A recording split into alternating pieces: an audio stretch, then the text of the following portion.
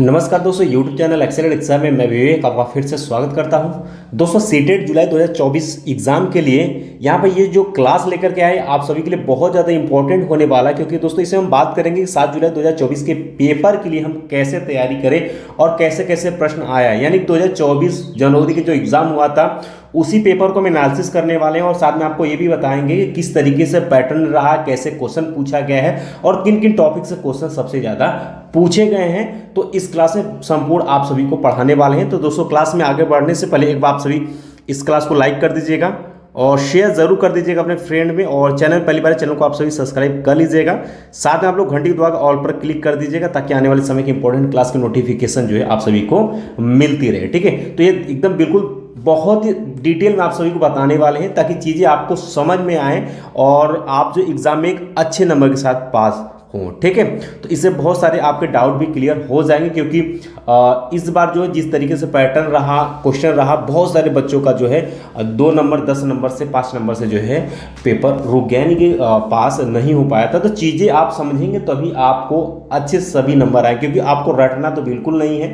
ठीक है, तो जिस तरीके से इस बार का पैटर्न रहा तो बिल्कुल आपका कॉन्सेप्ट से रिलेटेड क्वेश्चन रहा, ताकि आपको किसी तरीके से रटने पर जोर नहीं दिया गया था। तो इस तरीके से यानी कि आपको चैप्टर अच्छे से क्लियर करेंगे तभी आप क्वेश्चन को अटेम्प्ट कर पाएंगे। ठीक है, तो सबसे पहले हम बात कर लेते हैं कि पेपर किस तरीके से रहा था और कैसे कैसे क्वेश्चन कहाँ कहाँ से आपसे पूछे गए थे। ठीक है, तो पहले बात कर लेते हैं यूनिट फर्स्ट में। ठीक है, यूनिट फर्स्ट की अगर बात कर लेते हैं, चाइल्ड डेवलपमेंट के अंतर्गत जो है जेंडर से यानी कि लिंग से आपको एक क्वेश्चन मिल गया था और कोहलर वर्ग से आपके 2 क्वेश्चन आया हुआ था। ठीक है,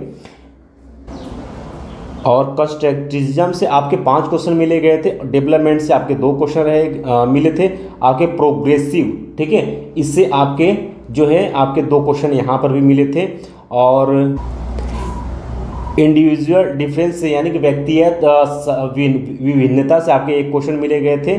ठीक है, तो इस तरीके से आप देख सकते हैं। साथ में जो है आपके चाइल्ड सेंट्रल एजुकेशन से आपके 1 क्वेश्चन मिल गए थे, इंटेलिजेंस से 1 क्वेश्चन और सोशलाइजेशन से यानी कि सामाजिकरण से जो है आपके 1 क्वेश्चन मिल गए थे। ठीक है, टोटल यहाँ से आपके 16 क्वेश्चन हो जाते हैं। ठीक है, यूनिट जो सेकेंड आपका रहा था कि इंपॉर्टेंट डॉक्यूमेंट्स। ठीक है, इसमें आपके NEP था, ठीक है, RPW एक्ट था और NCF से आपके 5 क्वेश्चन मिल गए थे। ठीक है, और आपके यूनिट थर्ड जो था आपका लर्निंग एंड पेडागॉजी से जो क्वेश्चन था, जिसमें कि आपके लर्निंग से 3 क्वेश्चन आए हुए थे और थिंकिंग से आपके 3 क्वेश्चन, और यहाँ पर कॉग्निटिव और इमोशन से आपके 1 क्वेश्चन और मोटिवेशन से आपके 2 क्वेश्चन मिल गए थे। टोटल आपके यहाँ पर 30 क्वेश्चन कंप्लीट हो जाते हैं। तो यही क्वेश्चन रहा था इस बार का पैटर्न का, और उम्मीद है कि आपका जो जुलाई का भी पेपर बनेगा तो इसी के आसपास आपके क्वेश्चन इसी तरीके से आपको देखने के लिए भी मिलेगा। ठीक है, तो आप सही तैयार रहिएगा। और हाँ, सभी स्टूडेंट के पास जो है आप सभी के पास PYQ यानी प्रीवियस ईयर क्वेश्चन पेपर होना चाहिए। कहाँ से? 2011 से लेकर के 2024 जनवरी जो एग्ज़ाम हुआ वहाँ तक आपके पास पेपर होना चाहिए, और सभी सेट कोशिश करिएगा कि 1 या 2 बार एक्सरसाइज कर लीजिएगा ताकि चीज़ें जब आएँ तो आपको समझ में आए कि किस तरीके से क्वेश्चन आपको मिला था। ठीक है, तो आइए चलिए देखते हैं जो आपका ये जनवरी का एग्ज़ाम हुआ था 2024 का, सभी क्वेश्चन हमने यहाँ पर लिया हुआ है। आइए देखते हैं किस तरीके से क्वेश्चन पूछा गया था और कितने क्वेश्चन आप सही कर पाते हैं, और क्या आपकी समस्याएं रही थी अगर आपने एग्जाम दिया था तो किस तरीके से आपके नंबर कटे थे, वो भी चीज़ें आप क्लियर कर पाएंगे। ठीक है, तो चलिए शुरू करते हैं आज का सेशन। पहला क्वेश्चन आपके सामने आ गया था डिलेक्सिया से, यानी कि अपठन वैकल्प, यानी कि डिलेक्सिया एक यहाँ पर खाली स्थान स्थिति है जो विद्यार्थी की खाली स्थान की क्षमता को प्रभावित करती है। तो ये देख सकते हैं, ये पढ़ने की समस्या से रिलेटेड ये है आपके डिलेक्सिया। तो इसमें 4 ऑप्शन आपको मिल जाते हैं। तो ये आपके क्या है, यानी कि अपठन यानी डिलेक्सिया जो है एक क्या है आपके तंत्रिकी या न्यूरोलॉजिकल समस्या स्थिति है। ठीक है, तो आपका डी ऑप्शन देखिएगा, तंत्रिकी या न्यूरोलॉजिकल है। ठीक है, और जो विद्यार्थी की ध्वनियों को प्रतीकों चिन्हों के साथ जोड़ने की क्षमता को क्या करती है, वो प्रभावित करती है, इसलिए इसका डी ऑप्शन जो है वो आपका सही हो जाएगा। ठीक है, इसका दोस्तों अगले क्वेश्चन की तरफ बढ़ते हैं। अगला क्वेश्चन अगर बात कर लेते हैं, बहुत सारे स्टूडेंट जो हैं आपके अजर्सन रीजन से क्वेश्चन से डरते हैं। इस बार इससे CDP से जो है आपके 6 क्वेश्चन पूछा गया था। लमसम यही क्वेश्चन आपको 7 जुलाई को पेपर में मिलेगा। यही 5 से 7 क्वेश्चन आपको आपके अभिकथन और कारण से क्वेश्चन मिलेगा। ठीक है, तो इसका भी आप लोग एक्सरसाइज अच्छे से करिएगा ताकि चीज़ें आए तो आपको अच्छे से समझ में आए और आप क्वेश्चन को सही कर पाएँ। ठीक है,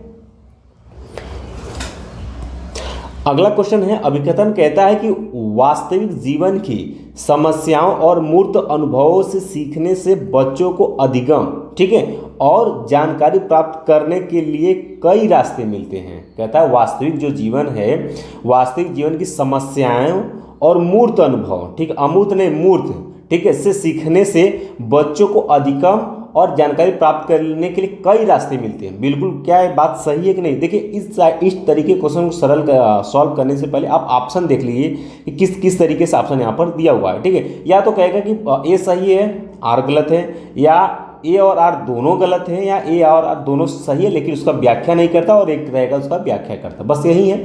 तो पहले आप देख लीजिएगा कि दोनों कथन सही है कि नहीं। ठीक है, तो पहला ही कथन आपका क्या है, आपका भाई बिल्कुल सही बात है। कारण दिखाया है कि विकास अपेक्षाकृत व्यवस्थित और अनुक्रमिक है। ठीक है, ये भी बात बिल्कुल सही है। तो अब कहता है तो दोनों बात सही है, तो आपका देखिए पहला ऑप्शन कैंसिल हो गया, ए और आर दोनों गलत, ये भी बात कैंसिल हो गया। ए अब देखिए सी और डी की बात होती है, तो यहाँ पर कहता है ए और आर दोनों सही, लेकिन क्या ए आर की सही व्याख्या नहीं करता है। लेकिन विकास अपेक्षाकृत व्यवस्थित और अनुक्रमिक होती, ये इसकी व्याख्या करता है, इसलिए डी ऑप्शन आपका क्या हो जाएगा, सही हो जाएगा। यानी ए और आर दोनों सही है, ए जो है ए की आर सही व्याख्या करता है। ठीक है, तीसरे नंबर क्वेश्चन की तरफ बढ़ते हैं। कहता है कि पाठ्य पुस्तकों और मीडिया में विभिन्न जेंडर को प्रतिनिधित्व कितना और किस तरीके से किया जाता है। जैसे महत्वपूर्ण प्रश्न पूछने से किसको प्रोत्साहन मिलेगा। ठीक है, यानी कहता है कि पाठ्य पुस्तकों और मीडिया में विभिन्न जेंडर, देखिए जेंडर की बात हो रही है, विभिन्न जेंडर का प्रतिनिधित्व कितना और किस तरीके से किया जाता है। जैसे महत्वपूर्ण प्रश्न पूछने से किसको प्रोत्साहन मिलेगा। तो ये जो पॉइंट किससे रिलेटेड, 4 ऑप्शन को मिल जाता है कि जेंडर पहचान को मजबूत करना, और बी है आपके जेंडर भूमिका की नम्यता को या के हतोत्साहित को, या जेंडर रूढ़िवादिता पर सवाल उठाना, या जेंडर स्थिरता को मजबूत करना। तो ये जो बात हो रही है, जो क्वेश्चन है, ये आपके क्या है, आपके जेंडर रूढ़िवादिता पर सवाल उठाना है, इसलिए आपका ऑप्शन नंबर सी क्या हो जाएगा, करेक्ट हो जाएगा। ठीक है, इसके दोस्तों अगला क्वेश्चन है आपके सामने, फिर देख सकते हैं आपके अजर्प्शन से क्वेश्चन आ गया। अभिकथन कहता है ए कि एक समावेशी कक्षा में सीखने के लक्ष्यों, शैक्षणिक रणनीतियों के साथ साथ आकलन में अनुकूलन किया जाना चाहिए।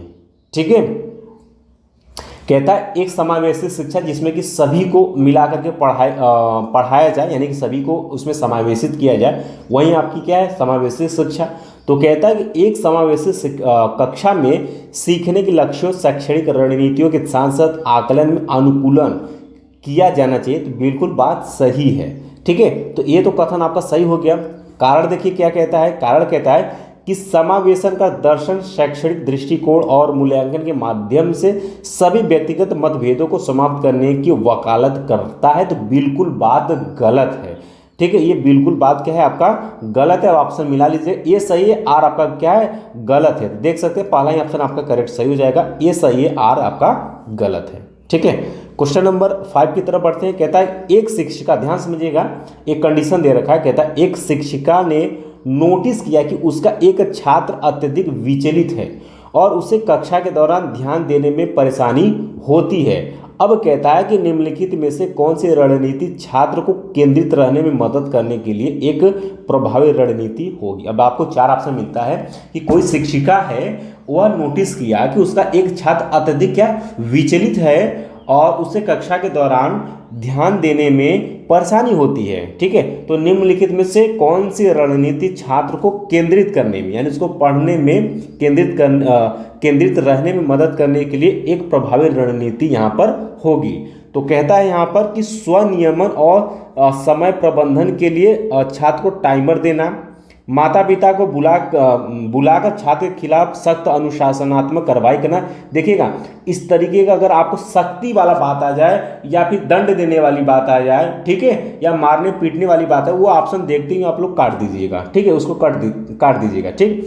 छात्र को कक्षा के दौरान बार बार करने के लिए कार्य देना नहीं, आपको जबरदस्ती कोई काम नहीं करवानी बच्चों से, ठीक है। छात्र को सख्ती से अपना अवधान अवधि बढ़ाने के लिए कहना। अब देखिए यहाँ पर सख्ती शब्द आ गया, तुरंत इसको काट दीजिए। तो देखिए इस तरीके से भी आप क्वेश्चन को सॉल्व करिएगा एग्जाम में, है ना। ऐसा नहीं कि आप ऑप्शन खोजने में ढूंढिए, अब आप पढ़िए और देखिए कौन कौन से इसके रिलेटेड क्वेश्चन टॉपिक जो बात पूछा गया उसके रिलेटेड क्या ये बात बैठ रही है या फिर नहीं। इस तरीके से क्वेश्चन भी करेंगे तो भी आप जो है बहुत सारे क्वेश्चन को आप सही कर पाएंगे, ठीक है। तो देखिए 3 ऑप्शन कट गया, तो बचा कौन सा, ये ऑप्शन आपका सही हो जाएगा कि स्वनियमन और समय प्रबंधन के लिए छात्र को टाइमर देना, ये सही आंसर हो जाएगा, ठीक है। क्वेश्चन नंबर 6 की तरफ बढ़ते, कहता अभिकथन वाला क्वेश्चन है। कहता है कि शिक्षकों को निरंतर यानी कि लगातार अपने स्वयं के रूढ़िवादिता और पूर्वाग्रहों पर चिंतन करना चाहिए। बिल्कुल बात सही है। कारण कहता है कि सांस्कृतिक रूप से उत्तरदायी, यानी जो सांस्कृतिक रूप से उत्तरदायी शिक्षण का अर्थ है कि शिक्षक चिंतनशील हो, यह भी बात बिल्कुल सही है। और ए जो है उसकी क्या व्याख्या भी करता है, यानी ए और आर की क्या है, व्याख्या करता है, इसलिए आपका सी ऑप्शन सही हो जाएगा। ए और आर दोनों सही है, ए की आर जो है सही व्याख्या करता है। इसका क्वेश्चन नंबर 7 की तरफ बढ़ते हैं। कहता है कि निम्नलिखित में से कौन सी प्रक्रिया वातावरण से प्राप्त जानकारी के अर्थ निर्माण और इसे स्मृति में आगे संग्रहित करने के लिए आवश्यक है, ठीक है। ध्यान सुनिएगा, कहता है कि निम्नलिखित में से कौन सी प्रक्रिया वातावरण से प्राप्त जानकारी के अर्थ में, यानी कि आप जो वातावरण से जो जानकारी प्राप्त कर रहे हैं उसके अर्थ में निर्माण और इसे स्मृति में आगे के लिए संग्रहित मतलब इकट्ठा करने के लिए आवश्यक है, ठीक है। तो क्या भूलना, पुनर्प्राप्ति, ध्यान देना या क्षय होना। तो अगर वातावरण की बात हो रही है और उसको आगे स्मृति में जानकारी संग्रहित करना है तो उसको क्या करना पड़ेगा, ध्यान देना पड़ेगा, इसलिए सी ऑप्शन आपका क्या हो जाएगा, करेक्ट सही हो जाएगा, ठीक है। अब देखिए कोहलबर्ग से आ गया है क्वेश्चन, ठीक है। कहता है कोहलबर्ग के नैतिक विकास की किस अवस्था में बच्चों का तर्क जो है वो कानून की नैतिकता के इर्द गिर्द घूमता है, ठीक है। यानी कि कोहलबर्ग ने नैतिक विकास का सिद्धांत दिया था, है ना। तो उसमें कहा था कि नैतिक विकास के किस अवस्था में जो बच्चे हैं, बच्चों का जो तर्क है वो कानून की नैतिकता के इर्द गिर्द घूमता है। तो किसमें घूमता है भाई, विषम नैतिकता में या पूर्व पारंपरिक नैतिकता में, ठीक है, या स्वायत्ता नैतिकता में या फिर आपके पारंपरिक नैतिकता। नाम से क्लियर, पारंपरिक नैतिकता, यानी कि दोस्तों यहाँ पर अगर हम बात तो कन्वेंशनल मोलरिटी हो जाएगा आपका, डी ऑप्शन आपका सही हो जाएगा, यानी कि पारंपरिक नैतिकता से। आगे बढ़ते हैं, अगला क्वेश्चन है आपके सामने 9 नंबर का, निम्नलिखित में से कौन सा संरचनावादी अधिगम सिद्धांत का मूल सिद्धांत है। कहता है निम्नलिखित में से कौन सा संरचनावादी यानी कि संरचना, ठीक है, वादी अधिगम सिद्धांत का मूल सिद्धांत है। तो कहता है कि छात्र अपने पर्यावरण के साथ सक्रिय संलग्नता के माध्यम से अपने ज्ञान का निर्माण करते हैं, यही बात बिल्कुल सही, यही ऑप्शन सही हो जाएगा। अगला क्वेश्चन है आपका कि वाइगोत्स्की के अनुसार संज्ञानात्मक विकास को सुगम बनाने में शिक्षक की क्या भूमिका है। यानी कि वाइगोत्स्की के अनुसार संज्ञानात्मक, ठीक है, विकास को सुगम यानी कि अच्छा बनाने के लिए, ठीक है, शिक्षक की क्या भूमिका है। तो कहता है छात्र को पूरी तरह से स्वतंत्र रूप से सीखने की अनुमति देना, केवल अगर शब्द आ गया तुरंत काट दीजिएगा, केवल उन्हीं कार्यों को देना जो विद्यार्थी वर्तमान में स्वतंत्र रूप से कर सकते हैं, बिल्कुल बात गलत है, ठीक है। छात्र को जानकारी और ज्ञान प्रदान करना, आलंबन के माध्यम से छात्रों के सीखने का मार्गदर्शन और समर्थन करना, ये आपका सही आंसर हो जाएगा। अब देख सकते हैं कि to guide and support the students learning thought, आपके स्कोप फोल्डिंग, आइए देख सकते हैं स्कोप फोल्डिंग जब शब्द आ गया, जिसको हम लोग बोलते हैं कि मचान तैयार करना या पाड़ बनाना, ठीक है, यानी कि बच्चों को हम उस तरीके से उसको देते हैं, यानी कि मचान के उसको तैयार करते हैं ना। और इस बार सीटेट में हिंदी शब्द में एक शब्द आ गया है स्कोप फोल्डिंग का, हिंदी में आलंबन, और इसी को हम आपको पाड़ के नाम से आ जाएगा, ठीक है, या मचान तैयार करना, ठीक है, ये नाम याद रखिएगा, ये कोई भी पूछ सकता है। इस बार जो सीटेट में पूछा, ये नया शब्द आया था हिंदी में आलंबन, ठीक है, आलंबन यानी कि इसको फोल्डिंग के माध्यम से छात्रों को सीखने का मार्गदर्शन और समर्थन करना, यानी उसको हम मौका बनाते हुए चलेंगे और उसको अवसर प्रदान करते हुए उसका समर्थन करते हुए उस बच्चों को आगे बढ़ाएंगे। इसलिए डी ऑप्शन आपका करेक्ट सही हो जाएगा। ठीक है, क्वेश्चन नंबर 11 है आपका कि निम्नलिखित में से कौन एक समावेशी कक्षा का उदाहरण नहीं है, यानी उसमें हर प्रकार के बच्चे समाहित होंगे। ठीक है, और पूछा गया नहीं है। ठीक है, तो विभेदी निर्देश देना या फिर प्रतिस्पर्धी लोकाचार को प्रोत्साहित करना, विविध दृष्टिकोण का समावेशन, उचित समावेशन का पालन करना। देखिए ये भी है, ये नहीं है। ठीक है, तो यानी कि आप नहीं के लिए पूछा तो बी ऑप्शन आपका करेक्ट सही हो जाएगा। ठीक है, चलिए अगला क्वेश्चन है आप सभी के सामने। क्वेश्चन नंबर 12 कहता है एक प्रारंभिक विद्यालय का शिक्षक शास्त्र के शैक्षिक आत्म संप्रत्यय के विकास को दृढ़ता से प्रभावित कर सकता है। ठीक है, तो छात्रों में स्वायत्तता और पहल को पुरस्कृत करना, यही ऑप्शन आपका क्या हो जाएगा, सही हो जाएगा। इसका दोस्तों अगला है आपके वाइगोत्स्की से क्वेश्चन कहता है लेव वाइगोत्स्की के अनुसार बच्चे खाली स्थान के साथ अंतःक्रिया के अनुभव से लाभान्वित होते हैं और उन कार्यों को कर पाते हैं जो उनके समीप दूराभिमुख विकास के क्षेत्र के हैं। ठीक है, एक खाली स्थान है। ठीक है, तो यहाँ आप देख सकते हैं कि यानी लेव वाइगोत्स्की के अनुसार जो बच्चे हैं वो आपके अधिक जानकार, ठीक है, अधिक जानकार्य अन्य के साथ अंतःक्रिया अनुभव से लाभान्वित होते हैं और ठीक है, और उन कार्यों को कर पाते हैं जो उनके समीप दूराभिमुख विकास के क्षेत्र में अंदर हैं। ठीक है, अंदर, इसे सी ऑप्शन आपका करेक्ट सही हो जाएगा। अगला क्वेश्चन है कि अभिकथन कहता है कि वह कोई उद्देश्यात्मक निश्चय क्षण नहीं होता है जब कोई बच्चा मध्य बाल्यावस्था या कोई किशोरावस्था में प्रवेश करता है। ठीक है, कहता है कि वह कोई उद्देश्यात्मक निश्चित क्षण नहीं होता है जब कोई बच्चा मध्य बाल्यावस्था या किशोरावस्था में प्रवेश करता है। ये बिल्कुल बात सही है। ठीक है, और कारण कहता है कि विकास प्रकृति में निरंतर होता रहता है, ये भी बिल्कुल बात सही। और इसकी क्या ये व्याख्या करता है, तो बिल्कुल करता है, यानी कि दोस्तों आपका सी सही हो जाएगा। ए और आर दोनों सही है, ए जो है वो आर की सही व्याख्या करता है।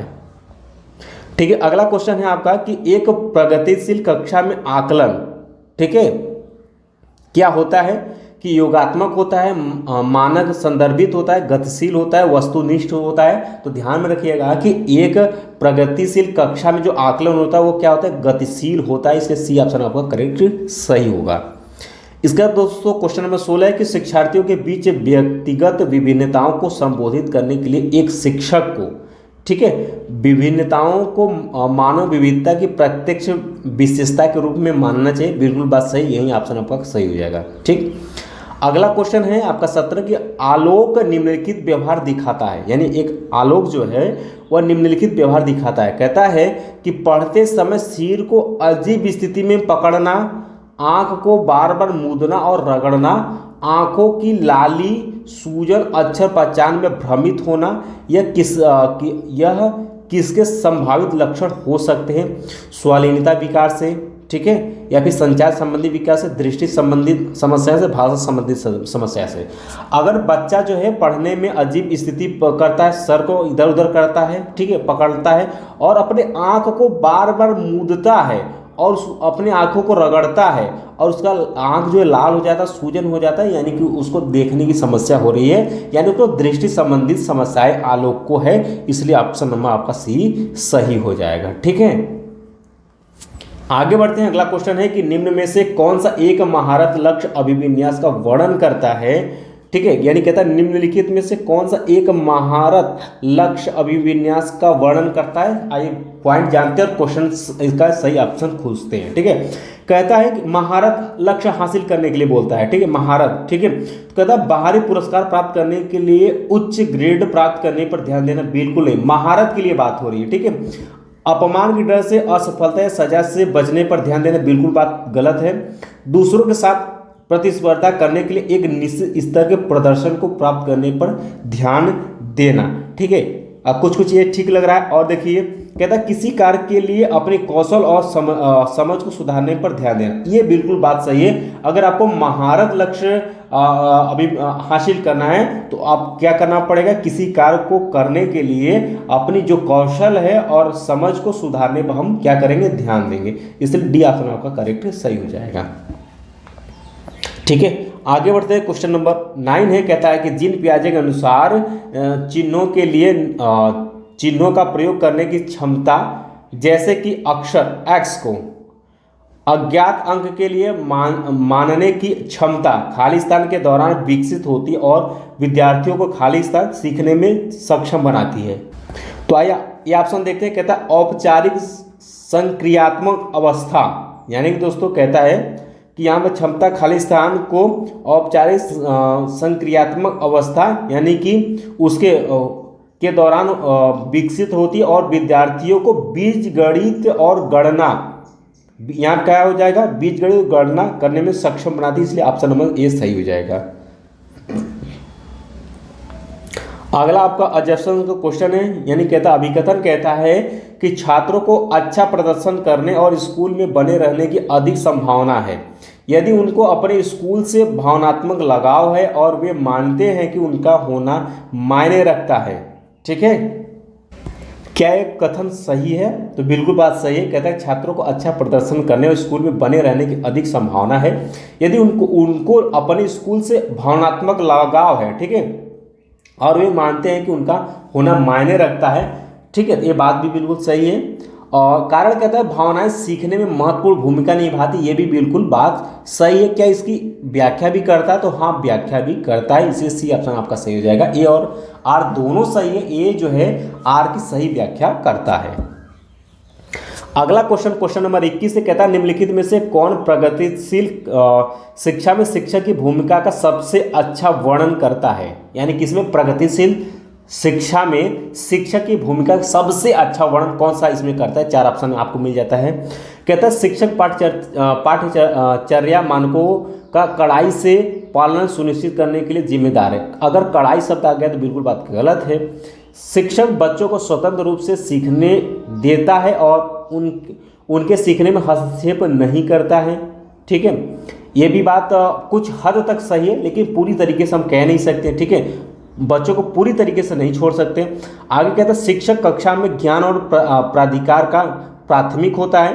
डी कहता है कि शिक्षक जो है बच्चों को प्रयोग करने के लिए विविध सामग्री प्रदान करता है और आवश्यकता पड़ने पर आलंबन प्रदान करता है, यानी कि उसको पाड़ या मचान तैयार करता है। इसको फोल्डिंग, ठीक है, इसको फोल्डिंग शब्द आ गया तो देख सकते हैं इसको फोल्डिंग उसको तैयार करता है उस तरीके से ताकि बच्चा सीखकर आगे बढ़े। तो चारों में से बेस्ट ऑप्शन आपका डी है, तो इसलिए डी आपका सही हो जाएगा। ठीक है, देख सकते हैं ये 2 क्वेश्चन आपके आलंबन से रिलेटेड आया था। पिछली बार इसमें आपका इसको फोल्डिंग यानी कि दोस्तों पाड़ या मचान के नाम से आ रहा था, लेकिन अब इस बार जो आलंबन शब्द नया सीटेड ढूंढा है तो इस शब्द को भी याद रखिएगा। अगर आपको आलंबन दिख जाए तो आप समझ जाइए कि इसको फोल्डिंग है, यानी कि बच्चों को आपको क्या करना, मचान तैयार करना है। बच्चा खुद का खुद सीखते हुए आगे बढ़ेगा। ठीक है, तो वही ऑप्शन आपका सबसे बेस्ट माना जाता है।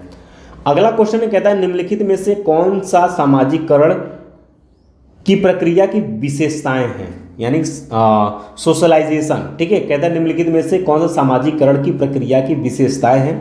आपको इसमें ऑप्शन दे रखा, पहले तो ऑप्शन देखिए पहले कि यह एक रेखीय प्रक्रिया है, यह एक जटिल प्रक्रिया है, यह एक बहुयामी प्रक्रिया है, यह विभिन्न संस्कृतियों में विशिष्ट रूप से होती है। ठीक है, तो देखिएगा यह एक रेखीय प्रक्रिया है, ये बात सही नहीं है। ठीक है, तो ये आपका गलत हो जाएगा। यह एक जटिल प्रक्रिया, बिल्कुल बात सही है। यह एक बहुयामी प्रक्रिया, हाँ, यह एक विभिन्न संस्कृतियों में विशिष्ट रूप से होती है, तो ये भी बात सही है। तो ये को छोड़कर बाकी सही सब सही है। ऑप्शन मिला लिए बी सी डी, यानी ये ऑप्शन आपका क्या हो जाएगा, सही हो जाएगा। देखिए अगला क्वेश्चन है, क्वेश्चन नंबर 23 कहता है किशोरावस्था के बारे में निम्नलिखित में से कौन सा कथन सही नहीं है। हमने इसके बारे में मैंने आपको विकास की अवस्थाएं के बारे में मैंने आपको बता दिया था। ठीक है, तो ये देख सकते हैं इस बार जो क्वेश्चन पूछा गया था वो किशोरावस्था से क्वेश्चन आया था कि किशोरावस्था के बारे में निम्नलिखित में से कौन सा कथन सही नहीं है। सही नहीं के लिए पूछा हुआ। कहता है कि किशोरावस्था बचपन और वयस्कता के बीच विकासात्मक संक्रमण है, जिसमें शारीरिक, संज्ञानात्मक और मनोसामाजिक परिवर्तन होता है। ये भी बात सही है। कहता है विभिन्न संस्कृतियों के बच्चे एक समान तरीके से किशोरावस्था में प्रवेश करते हैं और इसे अनुभव करते हैं। बिल्कुल बात गलत है। विभिन्न संस्कृति के बच्चे अलग अलग मतलब किशोरावस्था में जब प्रवेश करते हैं तो वो अलग अलग तरीके से अनुभव करते हैं, ऐसा नहीं समान अनुभव करते हैं। बिल्कुल बात गलत है। तो गलत के लिए पूछा, इसलिए बी ऑप्शन आपका करेक्ट सही हो जाएगा। और बाकी किशोरावस्था एक सामाजिक प्रक्रिया, ये भी बात सही। किशोरावस्था को आमतौर पर यौवन को शुरू करने के लिए माना जाता है। यह एक ऐसी प्रक्रिया जो यौन परिपक्वता और पुनरुत्पाद की क्षमता की ओर ले जाती है। ये भी बात सही है। गलत पूछा है, इसलिए बी ऑप्शन आपका सही हो जाएगा। ठीक है, 24 नंबर की तरफ बढ़ते। कहता है कि रचनात्मक मूल्यांकन के लिए कार्य की प्रगति को दर्शाते पोर्टफोलियो एक प्रभावी प्रणाली है, क्योंकि अब देखिए पोर्टफोलियो आ गया, तो पोर्टफोलियो के बारे में आप सभी जानते होंगे। आइए ऑप्शन देखते हैं। ठीक है, पहले आप ए बी सी देख लेते हैं, इसके बाद हम लोग देखते हैं। कहता है कि वे मूल्यांकन की प्रक्रिया में छात्रों को शामिल करते हैं। ठीक है, यानी पोर्टफोलियो में क्या क्या होता है।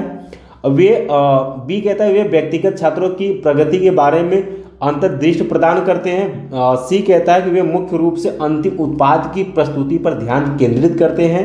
और डी कहता है यहाँ पर कि वे छात्र अधिगम के ठोस सबूत पेश करते हैं। तो चलिए मिलाइए, देखिएगा पोर्टफोलियो में क्या क्या होता है। वे मूल्यांकन की प्रक्रिया में छात्रों को शामिल करते हैं, ये भी बात बिल्कुल सही है। पोर्टफोलियो में होता है वे व्यक्तिगत छात्रों की प्रगति के बारे में अंतर्दृष्टि प्रदान करते हैं। ठीक है, ये भी बात सही है। सी देखते हैं, कहता है वे मुख्य रूप से अंतिम उत्पाद की प्रस्तुति पर ध्यान केंद्रित करते हैं। ये की बात हो रही थी, ये बात गलत है, ये पोर्टफोलियो में नहीं होता है। वे छात्र अधिगम के ठोस सबूत पेश करते हैं, ये भी बात सही है। तो ए बी डी, आप देखिए किसमें ए में देखिए ए बी सी, बी में देखिए ए बी डी, ये आपका सही हो जाएगा, बी आपका सही हो जाएगा। 25 नंबर का क्वेश्चन कहता है एक माध्यमिक स्कूल शिक्षक छात्रों को संकल्पनाओं और वास्तविक दुनिया के अनुप्रयोगों के बीच संबंध बनाने में मदद करके सार्थक सीखने को सक्षम बनाना चाहता है। ठीक है, कहता है निम्नलिखित में कौन सी गतिविधि एक उपयुक्त शैक्षणिक रणनीति होगी। सबसे उपयुक्त इसमें पूछा हुआ है। तो कहता है कि विद्यार्थियों को उद्दीपक प्रतिक्रिया अनुबंधन की विधि द्वारा सीखने को कहें नहीं। बी कहता है कि छात्रों को छोटे समूहों में वर्तमान मुद्दे पर शोध करने दें और अपने निष्कर्ष कक्षा में प्रस्तुत करने दें। और सी कहता है छात्रों को नियम और परिभाषाएं याद करने दें, याद करने और बल नहीं देना, ये गलत है। विद्यार्थियों से बहुविकल्पी प्रश्नों वाली कार्य पत्रक पूरी तरीके से पूरी करने को कहें, ये भी बात गलत है। बी ऑप्शन आपका सही लग रहा है, सबसे बेस्ट है, इससे बी ऑप्शन सही हो जाएगा। ठीक है, कि छात्रों को छोटे समूहों में वर्तमान मुद्दे पर शोध करने दें और अपने निष्कर्ष को जो है कक्षा में प्रस्तुत करने दें, ये सही विकल्प माना जाएगा। 26 से कहता है कि सुजाता जो है नृत्य प्रतियोगिता में केवल इसलिए उत्सुकता के साथ भाग लेती है क्योंकि वह नकद का प्रथम पुरस्कार जीतने में रुचि रखती है। यानी कि दोस्तों जो सुजाता है वो नाचने यानी जो नृत्य प्रतियोगिता हो रही उसमें केवल इसलिए उत्सुकता से भाग लेती है क्योंकि वह नकद का प्रथम पुरस्कार जीतने में रुचि रखती है। तो सुजाता कहता है सुजाता क्या है, महारत उन्मुख शिक्षार्थी है, असफल परिहार शिक्षार्थी है, या फिर आंतरिक रूप से प्रेरित है या बाहरी रूप से प्रेरित है। तो अगर प्रथम पुरस्कार के लिए प्रेरित है, ठीक है, तो वह बाहरी रूप से प्रेरित है यानी समाज से प्रेरित है, इसलिए डी ऑप्शन आपका सही हो जाएगा, बाहरी रूप से प्रेरित होगी सुजाता। ठीक है, अगला क्वेश्चन कहता है निम्नलिखित में से कौन सा एक ऐसे प्रश्न का उदाहरण है जिसमें छात्रों को जानकारी का विश्लेषण करने की आवश्यकता होती है। कहता है निम्नलिखित में से कौन सा एक ऐसे प्रश्न का उदाहरण है जिसमें छात्रों को जानकारी का विश्लेषण करने की आवश्यकता होती है। तो कहता है to kill a mockingbird में लेखक प्रतीकवाद का उपयोग कैसे करते हैं। ठीक है, तो यही ऑप्शन आपका क्या हो जाएगा, सही हो जाएगा।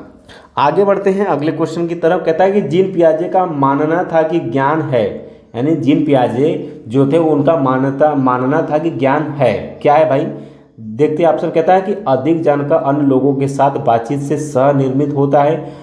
बी कहता है एक दृश्य व्यवहार परिवर्तन है जिसे विश्वसनीयता के साथ मापा जा सकता है। सी कहता है कि पर्यावरण से निष्क्रिय रूप से पारित होने के बजाय बच्चे द्वारा निर्मित किया जाता है। सी ऑप्शन ही आपका सही माना जाएगा। ठीक है, 29 नंबर क्वेश्चन कहता है कोहलर वर्ग के नैतिक विकास के सिद्धांत की कैरोल गिलिगन की आलोचना का केंद्रीकरण तर्क है। ठीक है, आइए देखते हैं जो इनके ये कैरोल गिलिगन थे, ये इन्हीं के कह सकते हैं इनकी जूनियर थी, इन्हीं के साथ काम करती थी इन्हीं के ऑफिस में। ठीक है, तो इन्होंने क्या आलोचना की है इनके नियम, इनके सिद्धांत पर, नैतिक विकास के सिद्धांत पर। आइए देखते हैं। 4 ऑप्शन कहता है बच्चों के अध्ययन में प्रायोगिक शोध प्रणाली का उपयोग, स्कूल जाने वाले बच्चों के लिए अध्ययन के शैक्षिक निहितार्थ, देखभाल की नैतिकता और नारीवादी दृष्टिकोण। यही सही है। उन्होंने यानी जो कोहलर वर्ग थे वो ज़्यादातर बालक पर ध्यान केंद्रित किए थे उनके नैतिक विकास में। उन्होंने कह सकते हैं कि नारीवादी दृष्टिकोण में बहुत ही कम वो मतलब उस पर सिद्धांत दिए थे। उन्हीं का गिलिगन जो कैरोल गिलिगन थे उन्हीं की अथवा उन्हीं की बातों को क्या, उन्हीं के सिद्धांत को आलोचना की थी कि वह देखभाल की नैतिकता और नारीवादी दृष्टिकोण पर इन्होंने ध्यान नहीं दिया था। इन्हीं का आलोचना की थी। इसलिए सी ऑप्शन आपका क्या हो जाएगा, सही हो जाएगा। ठीक है, 30 नंबर का क्वेश्चन है, कहता अभिकथन है, कहता है एक बच्चा किसी कार्य को करने के लिए जितना कम सक्षम होता है, शिक्षकों को उतने ही अधिक संकेत व इशारे देनी चाहिए, और जैसे जैसे बच्चा अधिक से अधिक कर सकता है, शिक्षक को कम से कम मदद करनी चाहिए। क्या बात सही है? बिल्कुल बात सही है। ठीक है, आगे कहता है कारण कि बुद्धि को बुद्धि लब्धि की गणना करके सटीक रूप से नहीं मापा जा सकता है। ये भी बात बिल्कुल सही है। एक गणना किया गया है बुद्धि लब्धि से, लेकिन किसी बच्चे को सही आकलन से इस बुद्धि लब्धि से मापा नहीं जा सकता है। तो दोनों बातें सही है, यानी कि अभिकथन ए भी सही है, आर भी सही है, लेकिन क्या इसकी व्याख्या करता है? दूर दूर से इनका कोई नाता नहीं है।